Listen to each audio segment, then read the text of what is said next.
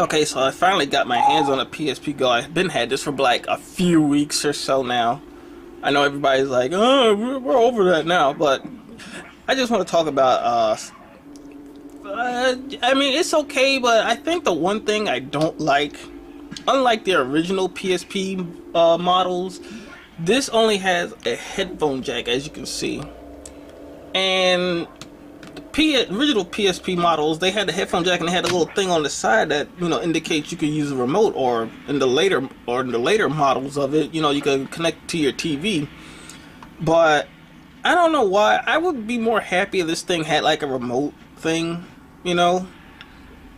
And Bluetooth is perfect, you know, if you want to connect to your PSP, or dare I even say a computer or any other Bluetooth thing. I actually was able to pair it with my Bluetooth speakerphone thing, although I don't really think I would use it, but I figure why not.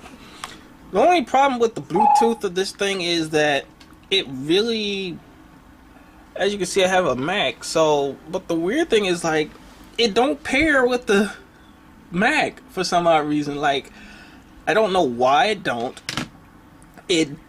They're both Bluetooth, they should be pairing with each other, but for some odd reason it don't. So I don't know how that's possible. Now, I read on one of the forums on Sony's on the Sony forum, official forums, people said like it's kind of weird they can't pair it with their Mac or their MacBooks, but for some odd reason they can actually pair it with their iPod, and I don't know. That's kind of a weird thing. Why pair it with an iPod but not a Mac? I don't know. But I guess there's a reasoning logic for it. Maybe, I don't know. As I said, you know, this is not a review. This is just like my little somewhat complaints about it. One thing I noticed is like when you open it up, and of course I don't have it on right now, but when you open it up, you know, you have the controls here, and what's confusing is like, especially like if you have it in your pocket, of course you're going to know where the buttons are, but you don't want to be accidentally pressing a button and, like, you know, you have to go back and fast forward, and you have to take it out, fast forward, and do all that. That's kind of one of my things. I don't know about anybody else, but that's just me.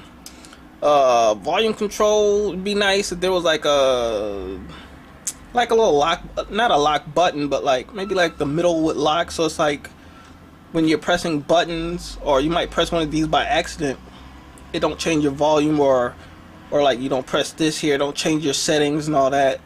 I like the little screen button. That's pretty nice. That way you could the screen dimmer.